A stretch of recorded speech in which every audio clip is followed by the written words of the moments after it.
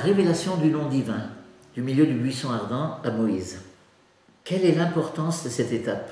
Absolument fondatrice et fondamentale. C'est une étape dans la vocation d'Israël et dans son élection. Dieu révèle son nom. Ça veut dire qu'il révèle son identité la plus intime. Le nom, c'est ce qui définit la personne dans son intimité, qui lui donne aussi sa signification. Je suis. Alors tout d'abord, tous les philosophes ensuite, y compris dans la période chrétienne, etc., ont beaucoup médité là-dessus. Je suis qui je suis, cela signifie que Dieu est la plénitude de l'être, de l'exister. En philosophie, on a pu dire, avec saint Thomas d'Aquin, qui lui-même s'est probablement inspiré d'Aristote ou autre, que Dieu, c'est l'acte pur d'exister. C'est-à-dire qu'il existe totalement par lui-même, sans aucune contingence. Il n'y a pas de source, il n'y a pas de limite, il est l'être absolu. Il est sacré à cause de ça. On peut approcher Dieu par des attributs. Ce sont comme des espèces de marches d'approche, par détour. On peut dire Dieu est tout-puissant, Dieu est immortel, Dieu est amour, Dieu est souverainement libre, Dieu n'a jamais commencé, il ne mourra jamais, Dieu est éternel, voilà. Mais ce sont des attributs. Là, Dieu livre son identité sacrée et il la confie à Moïse, cette identité. Et à travers Moïse au peuple. Le peuple d'Israël va désormais recevoir la redoutable responsabilité de porter le nom saint, de le connaître et de le porter. C'est pour ça qu'on va dire que c'est le peuple de la sanctification du nom.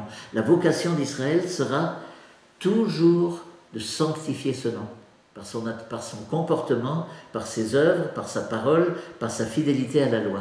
Il y a un reste de cela, un héritage de cela dans notre Père qui est aux cieux, que ton nom soit sanctifié. Eh bien c'est là, ça vient de là.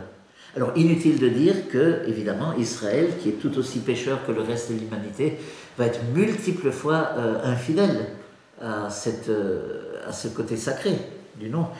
Et même les prophètes vont le lui reprocher, comme Ézéchiel, beaucoup plus tard, où Dieu va dire, reprocher au peuple, vous avez blasphémé mon nom, vous avez souillé mon nom au milieu des nations. Mais justement, c'est par égard pour mon nom que je vais quand même vous sauver, vous rétablir et vous ramener sur votre terre. C'est pas par égard pour vos œuvres, etc. Vous avez fait le malheur, vous avez souillé mon nom, vous l'avez sali, mais par égard pour mon nom, je vous sauverai. Donc voilà, le nom sacré entre tous. Alors vous voyez bien ce que je vous dis là. En livrant son identité la plus profonde, Dieu prend un risque. Il y a là comme une vulnérabilité consentie.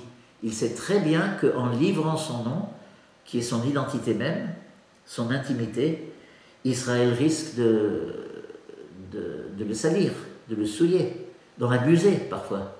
Il prend ce risque. C'est pour ça que j'aime bien dire que la révélation du nom divin à Moïse, cette sorte de livraison que Dieu fait de lui-même, c'est déjà le début d'une certaine façon de la passion. Où Dieu se livre en Jésus. C'est déjà une ébauche très lointaine de l'incarnation, où en prenant la condition humaine, il prend le risque de ce qui va effectivement se passer, il prend le risque d'être violenté, tué, maltraité, etc. Voilà, par amour. Donc c'est ça l'importance du nom divin. Et donc, ce que je vous disais hier, je crois, d'où l'importance du nom de Jésus, justement. En Jésus, nous mettons toute la révérence que ce nom mérite. Parce que Jésus, il n'y a personne au monde, dans toute l'histoire, qui a jamais révéré ce nom comme Jésus. C'est son Père du ciel. Donc voilà, la révélation du nom divin, Dieu prend un risque, il se livre, et il vit une sorte de vulnérabilité consentie.